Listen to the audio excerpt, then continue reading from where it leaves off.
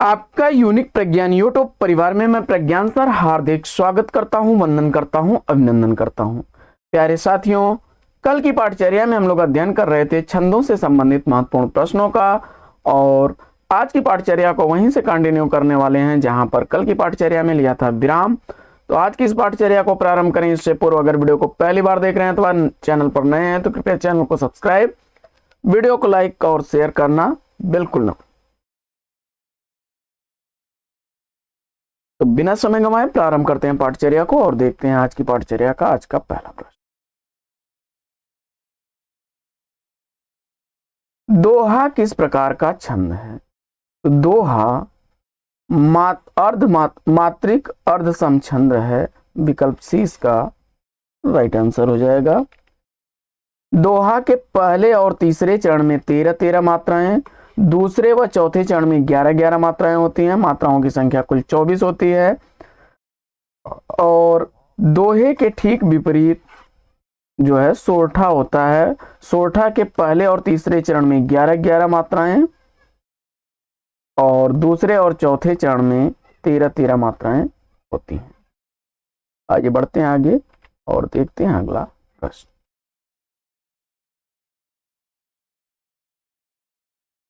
अगला प्रश्न है, दोहा के प्रथम चरण में कितनी मात्राएं होती हैं? अभी हम लोग चर्चा कर रहे थे तो दोहा के प्रथम चरण में 13-13 पहले चरण में कितनी होंगी? 13 मात्राएं होंगी।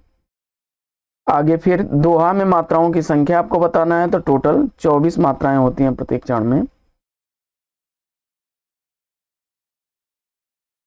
आगे दोहा के दूसरे चरण में मात्राओं की संख्या पूछा जा रहा है और जवाब में आपने सेलेक्ट कर लिया दूसरे और चौथे चरण में 11-11 मात्राएं होती हैं।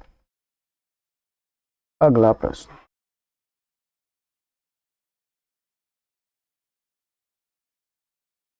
अगला प्रश्न है कि निज भाषा उन्नतियां हैं सब उन्नति को मूल, बिन निज भाषा ज्ञान के मिटे नहीं को शूल। तो इसमें बताना है कौन सा छंद है और आपने दोहा छंद बताया तो बिल्कुल सही जवाब। अगला प्रश्न है कि दोहा छंद में कितने चरण होते हैं? तो चरणों की संख्या 4 होती है।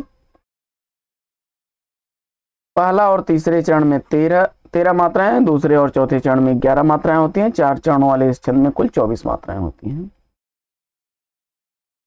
अगला प्रश्न है कि श्री गुरुचरण सरोज रज निज मन मुकुर सुधार, बरनऊ रघुवर विमल जस जो दायक फल चार। छंद आपको बताना है। दोहा छंद बता करके बिल्कुल सही जवाब दिया है आपने। अगला प्रश्न है कि रही मन चुप हुए बैठिए देख दिनन के फेर, जबनी के दिन आई हैं बनत न लगी हैं बेर। तो इसमें आपको छंद बताना है। जवाब में आपने दोहा छंद चुना तो बिल्कुल सही जवाब। अगला प्रश्न, अब आप जानते हैं कि दोहा के ठीक विपरीत क्या होता है? सोरठा होता है। सुन के वट के बैन प्रेम लपटे अटपटे बेसे करुणा ऐन चितई जान की लखन तन। इसमें छंद बताना है तो यह सोरठा छंद का उदाहरण है। सोरठा छंद में 24 मात्राएं होती हैं। दोहे का विपरीत होता है और अर्ध सममात्रिक छंद होता है। इसके पहले और तीसरे चरण में हो जाएंगी 11-11 मात्राएं और दूसरे और चौथे चरण में हो जाएंगी 13-13 मात्राएं। आगे सोरठा के प्रथम चरण में मात्राओं की संख्या कितनी होती है? तो जवाब हो जाएगा 11। पहला और तीसरा चरण 11 मात्राओं का होता है, दूसरा और चौथा चरण 13 मात्राओं का होता है। अगला प्रश्न है कि मात्रा के दृष्टि से दोहा के विपरीत सोरठा होता है। अगला प्रश्न है कि किस अर्ध सममात्रिक छंद में विषम पदों में, विषम पद यानी पहला और तीसरा, समपद यानी दूसरा और चौथा, 13-13 मात्राएं दूसरे और चौथे चरण में होंगी और पहले और तीसरे चरण में 11। जवाब में आपने जो है सोरठा चुना तो बिल्कुल सही जवाब। अगला प्रश्न,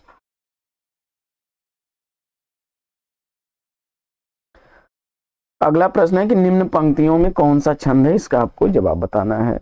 जानी गौरी अनुकूल सिय हरस न जाए कही, मंजुल मंगल मूल वाम अंग फरकन लगे। तो इसमें आपको बताना है कौन सा छंद है। चौथा छंद चुन करके इस प्रश्न का बिल्कुल सही जवाब दिया। अगला प्रश्न है कि जिहि सुमिरत विधि हो सिद्धि होय, गणनायक करिवर बदन, करहु अनुग्रह सोई, बुद्धि राशि शुभ गुण सदन। इन पंक्तियों में छंद आपको बताना है और आपने सोरठा छंद चुन करके बिल्कुल सही जवाब दिया है। अगला प्रश्न है कि इनमें से किस छंद के प्रथम और अंतिम शब्द समान होते हैं, और जवाब में आपने कुंडलिया चुना तो विकल्प बी बिल्कुल सही जवाब। अगला प्रश्न है कि कुंडलिया छंद इन दो छंदों से मिलकर बना है, तो दोहा और रोला के योग से बनता है। विकल्प 20 का राइट आंसर है। अगला प्रश्न है कि कुंडलिया छंद में चरणों की संख्या कितनी होती है, तो कुंडलिया में कुल 6 चरण होते हैं। विकल्प 20 का राइट आंसर। अगला प्रश्न है कि मैं राज्य की चाह नहीं करूंगा, है जो तुम्हें इष्ट वही करूंगा, संतान जो सत्यवती जनेगी, राज्य अधिकारी वह ही बनेगी। इन पंक्तियों में छंद बताना है और इंद वज्रा छंद आपने सेलेक्ट करके बिल्कुल सही जवाब दिया है।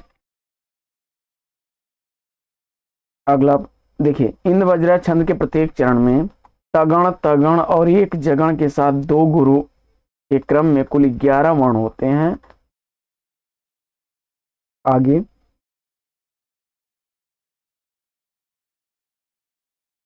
अगला है उपेंद्र वज्रा, निम्नलिखित में से कौन सा वर्णिक छंद है, तो इसमें छप्पर रोला सोरठा मात्रिक छंद के उदाहरण है। तो विकल्प सी इसका राइट आंसर हो जाएगा। अगला प्रश्न है उल्लाला का उदाहरण है कि हे शरणदायिनी देवी, तू करती सबका त्राण है, तू मातृभूमि संतान हमें, तू जननी तू प्राण है। इसमें कौन सा छंद है, और जवाब में आपने उलाला छंद विकल्प ए को चुना तो बिल्कुल सही जवाब। उलाला छंद एक अर्ध सम मात्रिक छंद होता है। विषम चरणों में 15-15, सम चरणों में 13-13 मात्राएं होती हैं। तुक सम चरण में होता है। उलाला व रोला के जुड़ने पर छप्पे छंद का निर्माण होता है।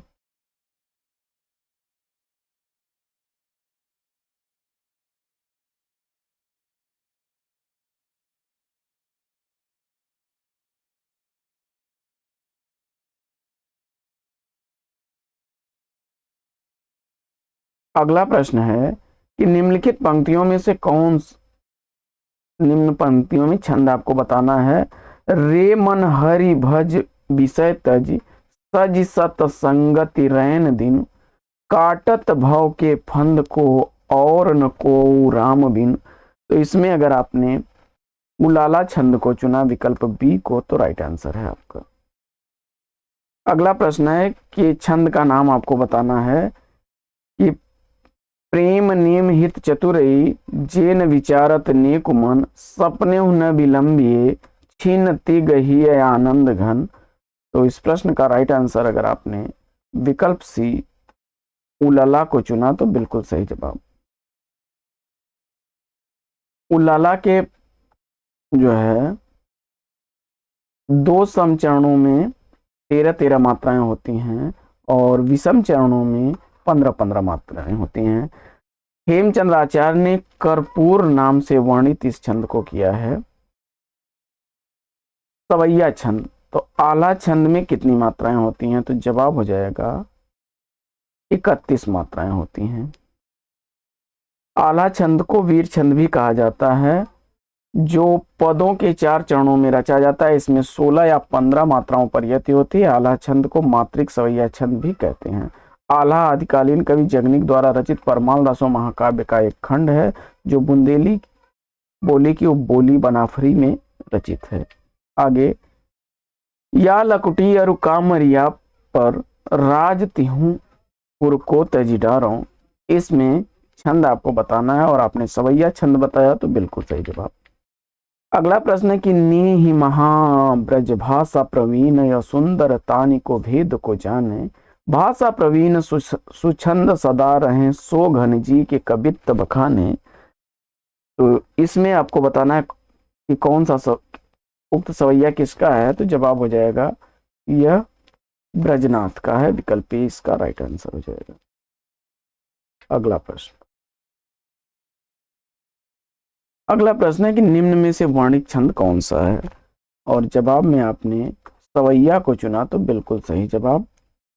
इसके एक चरण में 22 से लेकर 26 अक्षर तक होते हैं। इसके 14 भेद होते हैं। मत गयन, सुंदरी, मदिरा, दुर्मिल, सुमुखी, किरीट, गंगोदक, मुक्तधारा, वाम, अरविंद, मानिनी, महाभुजंग, प्रयात, अरसात और सुखी। आगे बढ़ते हैं और बरवय को देखते हैं। तो बरवय छंद कैसा है, तो बरवय छंद अर्ध सममात्रिक छंद है। इसके विषम चरणों में 12-12 मात्राएं, मतलब पहले और तीसरे चरण में 12 मात्राएं, दूसरे और चौथे चरण में 7 मात्राएं होती हैं। सम चरणों के अंत में जगण या तगण आने से इस छंद में निखार आ जाता है। यह अवधि बोली का प्रमुख छंद है। अगला प्रश्न है कि जिस छंद के प्रथम या तृतीय चरण में 12-12 मात्राएं एवं दूसरे और चौथे चरण में 7-7 मात्राएं होंगी, साथ ही सम चरणों के अंत में जगण होगा, वह छंद कौन सा होगा। अभी ऊपर हम लोग पढ़ रहे थे बरवय छंद, बिल्कुल सही जवाब। अगला प्रश्न है कि अवधि का निजी छंद कौन सा है, तो जवाब हो जाएगा बरवय छंद। अगला प्रश्न है कि अवध शिला का उर पर था गुरुभार, तिल तिल काट रही थी दृग जलधार। तो इस उदाहरण में प्रयुक्त छंद बताना है, और जवाब में आपने बरवय को चुना तो बिल्कुल सही जवाब। बढ़ते हैं आगे और देखते हैं अगला प्रश्न। अगला प्रश्न है कि सरसी छंद होता है। सरसी छंद में 27 मात्राएं होती हैं, 16-11 पर्याप्त होती हैं, अंत में गुरु और लघु होते हैं। विकल्प डी इसका राइट आंसर है। 27 मात्राओं वाला छंद, 16-11 पर्याप्त, अंत में लघु और गुरु और लघु होते हैं। बढ़ते हैं आगे और देखते हैं अगला प्रश्न।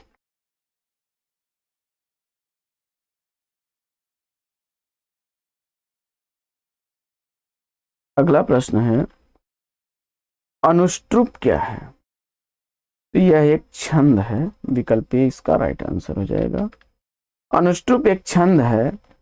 अनुष्टुप एक छंद है जिस छंद में पंचम अक्षर प्रत्येक चरण में लघु हो, परंतु सप्तम अक्षर केवल दूसरे और चौथे चरण में लघु हो, षष्ठम अक्षर प्रत्येक चरण में गुरु हो, उसे पद कहते हैं। पद को ही श्लोक या अनुष्टुप भी कहते हैं। आगे घनाक्षरी। घनाक्षरी कौन सा छंद है, तो घनाक्षरी वर्णिक छंद होता है। घनाक्षरी वर्णिक छंद होता है। यह मुक्तक दंडक छंद का एक भेद है। घनाक्षरी को मनहरण कव्यित भी कहते हैं। 31 वर्ण होते हैं और अंत में इसमें गुरु होता है। दंडक छंद के भेद में मुक्तक दंडक और साधारण दंडक। मुक्तक दंडक में घनाक्षरी, रूपक घनाक्षरी और देव घनाक्षरी। घनाक्षरी को ही मनहर कव्यित कहते हैं, मनहरण कव्यित कहते हैं। साधारण दंडक में इसके एक चरण में 26 से अधिक वर्ण होते हैं और सभी समान चरण वाले होते हैं। आगे बढ़ते हैं और अगला प्रश्न है कि घनाक्षरी छंद है। तो घनाक्षरी वर्णिक छंद का उदाहरण है। विकल्प 20 का राइट आंसर हो जाएगा। घनाक्षरी वर्णिक छंद है। घनाक्षरी 31 वर्णों का एक चरण होता है और 16-15 वर्णों पर प्रधान यति तथा समस्त चरणों में 8-8-8-7 वर्णों पर साधारण यति होती है। अंतिम वर्ण गुरु और चारों चरणों में समान तुक आवश्यक होता है।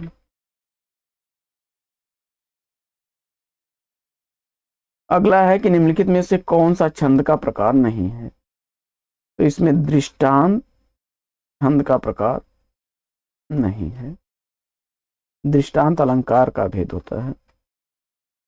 छप्पय रूला या उल्लल्ला से मिलकर कौन सा छंद बनता है, तो जवाब हो जाएगा विकल्प बी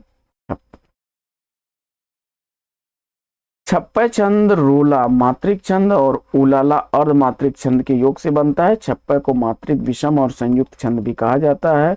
इसमें 6 चरणों में प्रथम 4 चरण रूला के और 2 चरण उलाला के होते हैं। प्रथम 4 चरणों में 24-24 और अंतिम 2 चरणों में 26-27 या 28 मात्राएं होती हैं।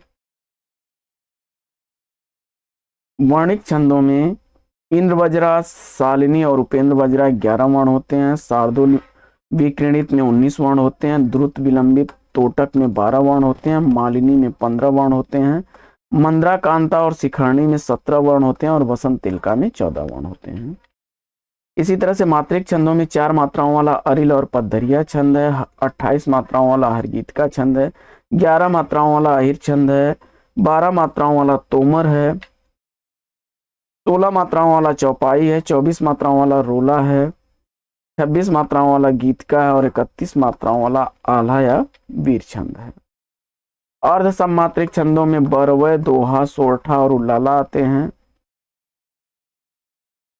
मिश्र छंदों में कुंडलियां आती है, दोहा और रोला का। विषम छंद सवैया ब्रज भाषा में प्रचलित है, छप्पर, रोला और उलाला के योग से। और तंडक छंद। बढ़ते हैं आगे।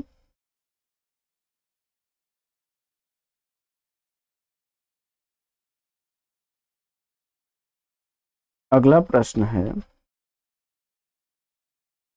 छप्पय में होते हैं, तो छप्पय में बताना है, छप्पय के 4 चरण रोला के और अंतिम 2 चरण उलाला के होते हैं। विकल्प ए इसका राइट आंसर है।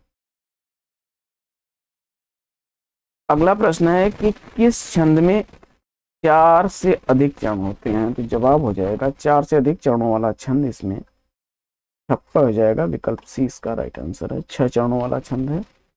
अगला प्रश्न है कि निराला के अनुसार हिंदी में मुक्तक काव्य किस छंद की बुनियाद पर सफल हो सकता है, और जवाब में आपने विकल्प डी कव्यित को चुना, तो बिल्कुल सही जवाब।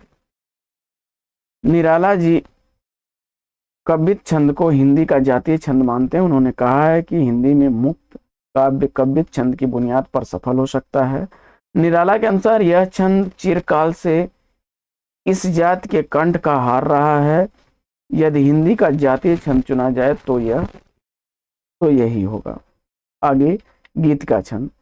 इस छंद में 26 मात्राएं होती हैं और 14 पारापर्यति होती है। जवाब हो जाएगा गीतिका छंद पर। तो साथियों, आज की यह पाठचर्या लेगी यहीं पर विराम। वीडियो कैसा लगा कमेंट्स करके जरूर बताइए। फिर मिलते हैं आपसे अगले वीडियो में एक नए टॉपिक, एक नए अंदाज में। तब तक के लिए लेंगे आपसे विदा। आपका जीवन मंगलमय हो। बेस्ट विशेष बेस्ट ऑफ लक।